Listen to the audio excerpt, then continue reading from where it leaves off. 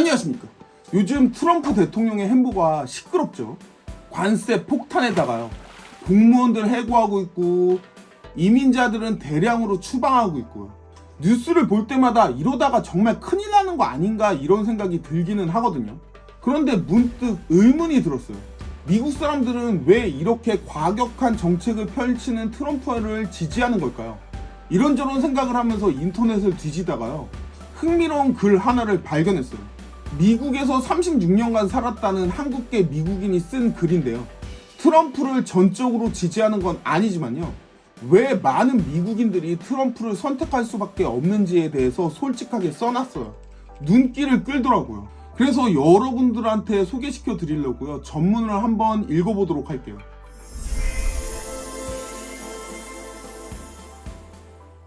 미국인들이 트럼프가 싫어도 트럼프를 선택할 수밖에 없었던 근본적인 이유를 알아야 한다.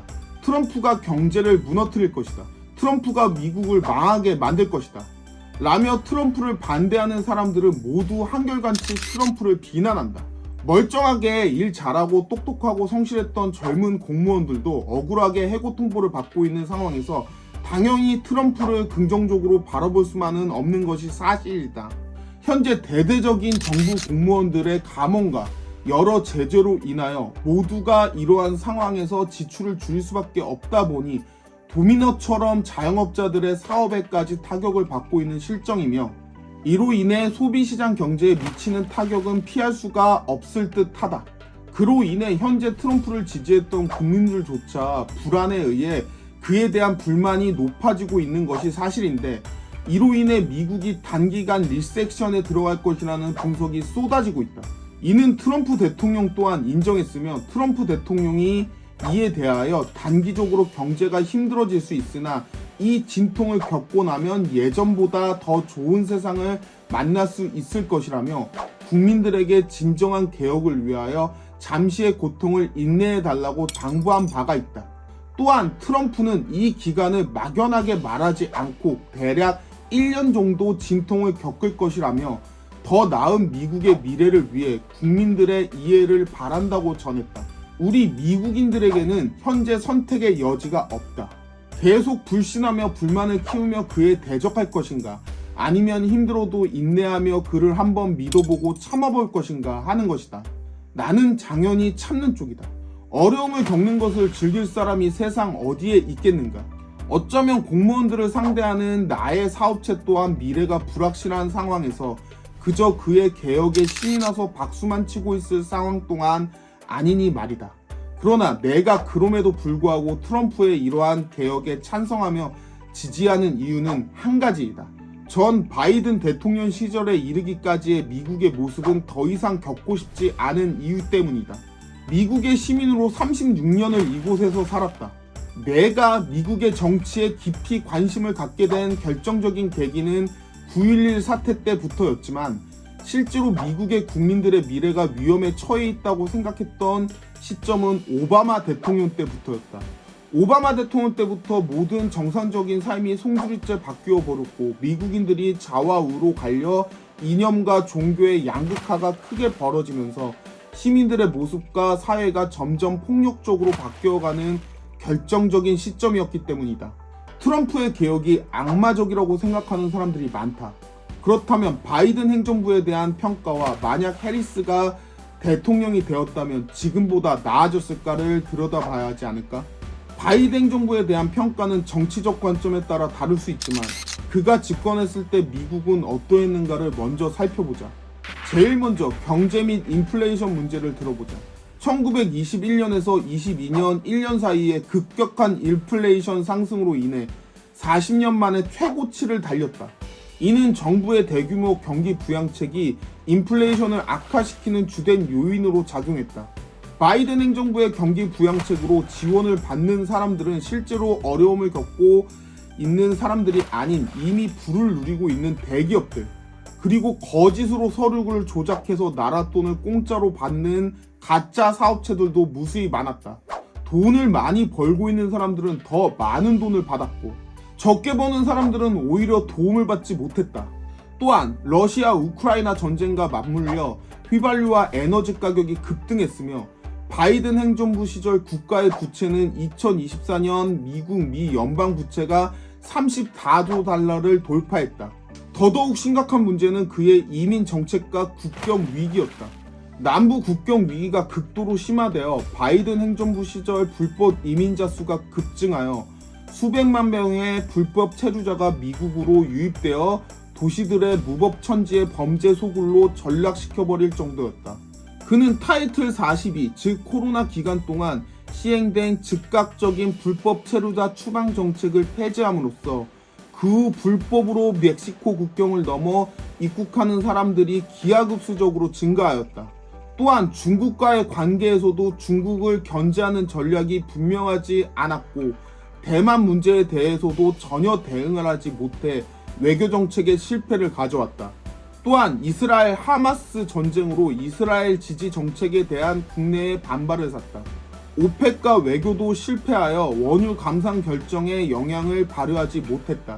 민주당이 내세우는 환경 문제와 에너지 정책은 바이든 시절 키스톤 X의 송유관 프로젝트를 취소함으로써 캐나다, 미국 간 원유 수송 중단으로 이어져 이에 따른 노동자들의 일자리가 사라졌고 미국 내 에너지 공급 문제도 문제를 일으켰다.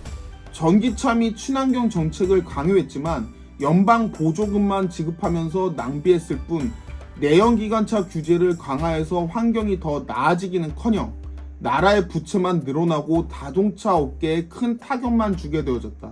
바이든의 건강 문제로 카멜라 해리스가 대선 주자에 나섰지만 만약 해리스가 대통령이 되었다면 트럼프보다 더 나았을까? 민주당식 포퓰리즘 정책으로 대규모 정부 지출로 인한 인플레이션은 지속되었을 것이고 인프라 투자, 그린 에너지 지원, 학생 대출 탕감 등의 정책으로 재정 적자를 심화시키고 인플레이션을 부추겼을 것이다. 그리하여 금리 인하는 어려움을 겪을 수밖에 없고 소비와 투자는 둔화되었을 것이다. 우리의 삶은 더 나아졌을까? 해리스는 세금 인상과 기업 규제를 더 강화할 것이라고 말했고 법인세와 소득세를 21%에서 28%로 올릴 것이라고 말한 바가 있다.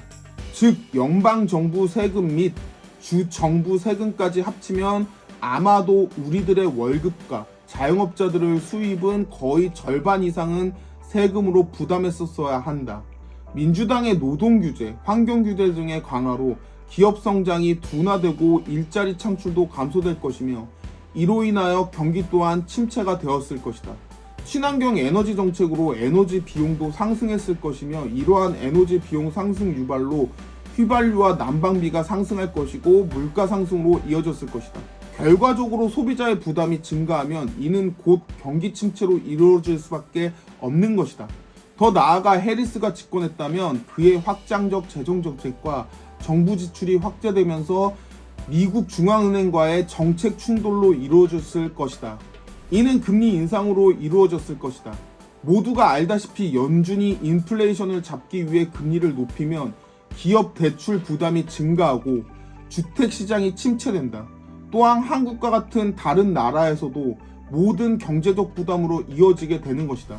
이것이 한국인들에게 중요한 문제일 것임에도 한국의 언론들은 거의 모두가 미국의 민주당 편에서 보도를 하는 것이 나는 이해가 되지 않는다. 한국의 장기적인 국익을 위해서도 한국의 언론들은 미국의 민주당 편향 보도를 멈춰야 할 것이다. 트럼프 대통령은 법인세를 35%에서 21%로 낮춰놨었다. 해리스는 이를 다시 28%로 인상하려고 했고 또한 해리스는 현금화하지 않는 투자계의 금액에도 15%의 세금을 물리려 했다. 만약 이렇게 되었다면 주식시장은 폭락하고 경제 공황 상태가 되었을 것이다. 만약 엔비디아와 같은 빅테크 회사가 현금화하지 않는 주식의 15%를 내라고 한다면 아마도 엔비디아는 그 막대한 금액을 마련하기 위해 자사 주식을 매도했을 것이다. 그렇게 되었다면 주식은 폭락하고 이 모든 피해는 개미 투자자에게 돌아갔을 것이고 경제는 무너졌을 것이다. 그렇기 때문에 미국인들이 트럼프를 좋아하지 않는 사람들조차도 어쩔 수 없이 트럼프를 선택할 이유가 바로 이러한 문제 때문이었다는 사실을 알아야 할 것이다. 우리는 지금 먹고 살기가 힘들다. 그래서 지금보다 더 많은 세금을 낼 수 없다. 차라리 미치광이에게 대통령 자리를 내어주더라도 나 먹고 사는 문제부터 해결해야 했다. 이것이 바로 미국인들이 압도적으로 트럼프를 선택한 이유다. 정말 흥미로운 관점 아닌가요? 이 글에 따르면요, 트럼프를 지지하는 많은 미국인들은요, 단순히 그를 좋아해서가 아니라요, 경제적 현실에 의해서 선택을 했다는 이야기예요.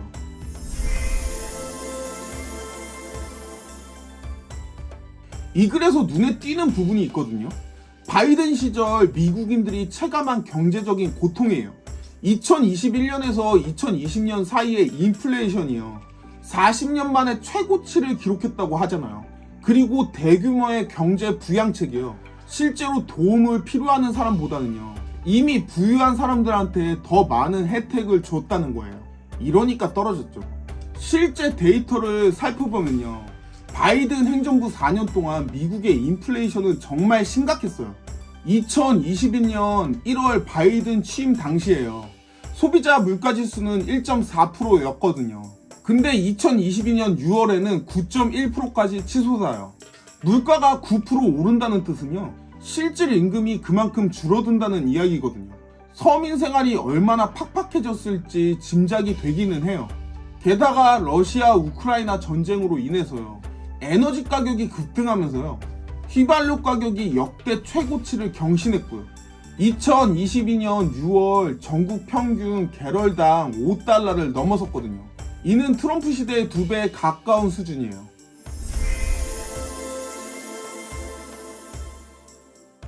그래서 언급된 또 다른 중요한 지점은요, 바로 세금 정책에 대한 이야기예요. 트럼프는 첫 임기 때 법인세를 35%에서 대규모로 낮추었거든요. 21%로 대폭 낮추었죠. 반면 해리스는 이를 다시 28%로 올리겠다고 이야기를 했어요. 여기서 주목을 해야 될 부분이 바로 미실현 이익에 대해서 과세를 하겠다, 이 이야기예요. 해리스는 현금화하지 않은 투자 이익에도 15%의 세금을 매기겠다고 이야기를 했거든요. 이는 주식시장에 큰 충격을 줄 만한 제안이었어요.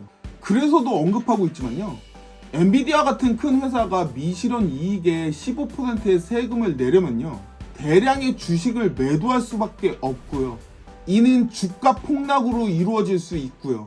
결국 일반 투자자들한테 큰 피해가 줄 수 있다는 이야기죠.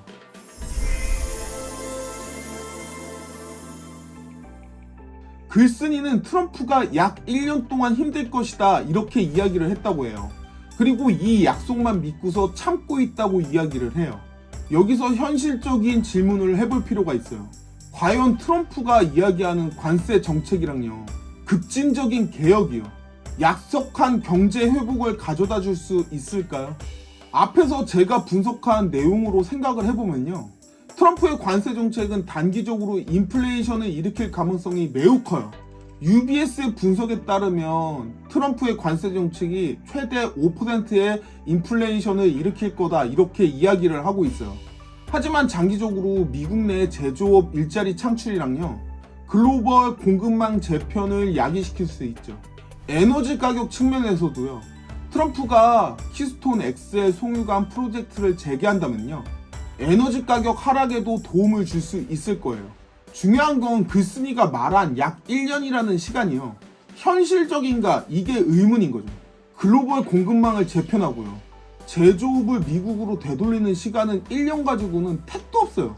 그리고 그 과정에서 인플레이션, 실업, 무역 분쟁 같은 여러 가지 문제점들이 발생될 수가 있는 거죠.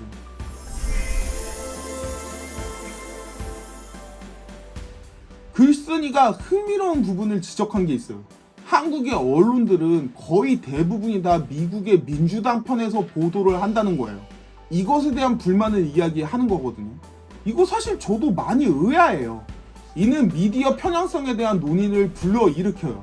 한국 언론뿐만 아니라 미국 내에서도요, 많은 주류 언론들이요, 민주당의 우호적인 보도를 한다는 그런 이야기들이 많아요. 뉴욕타임즈, CNN, MSNBC 같은 언론사들이요, 트럼프에 대해서 비판적인 보도를 하는가 하면요, 폭스뉴스나요, 뉴스맥스 같은 매체들이요, 트럼프를 지지하는 경향이 있어요. 이런 상황에서 먹고 살기 힘들어서 트럼프를 지지한다? 평범한 미국인들의 목소리는요, 주류 담론에서 소외되기가 쉬운 거죠. 그래서 이 글처럼 SNS나요, 인터넷 커뮤니티를 통해서요, 퍼지는 개인적인 경험담이 많은 이들의 공감을 사는 것 같아요.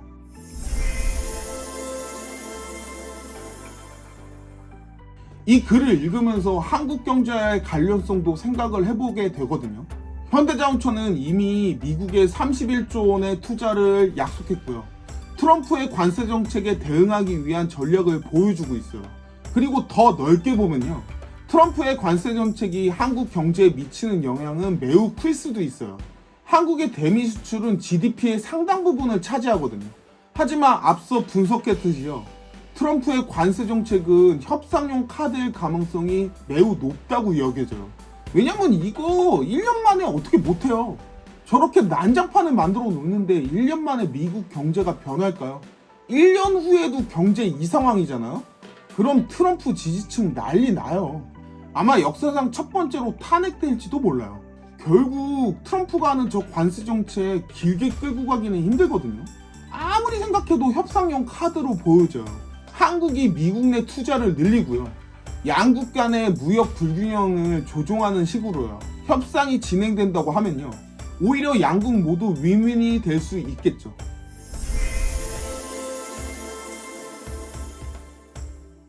이 글의 가장 핵심적인 부분은 마지막에 드러나거든요. 우리는 지금 먹고 살기가 힘들다. 그래서 지금보다 더 많은 세금을 낼 수가 없다. 차라리 미치광이한테 미국의 대통령을 주더라도 나 먹고 사는 문제부터 해결을 해야 되겠다. 이 문자는 많은 미국인들의 속마음을 드러내는 것 같아요. 결국 정치적인 이념이나 대통령의 품격보다요, 당장의 경제적인 어려움이 투표에 더 영향을 미치는 거죠. 바이든 행정부 시절 높은 인플레이션과요, 높은 생활비에 시달렸던 미국인들한테요, 트럼프는 그들에게 경제적인 고통에서 벗어날 수 있다, 이렇게 이야기를 하고요, 해결책을 제시하는 후보로 비춰졌을 거예요. 미치광이라는 부정적인 이미지에도 불구하고요, 먹고 사는 문제를 해결해 줄 것 같은 기대감에서 투표를 결정한 거죠. 여러분은 어떻게 생각하시나요? 정말 미국인들이 지갑으로 투표를 한 것일까요? 아니면 다른 요인들이 더 크게 작용을 했을까요? 그리고 트럼프가 약속한 1년 후의 미국에는 더 나은 미래가 있을까요? 앞으로 미국 경제가 어떻게 변화할지에 대해서요, 그리고 한국 경제가 어떻게 변할지에 대해서도요, 관심 가지고 지켜봐 주시면 감사하겠습니다. 오늘 준비한 영상은 여기까지고요. 영상이 마음에 드셨다면 구독과 좋아요, 알림 설정 눌러주시면 감사하겠습니다.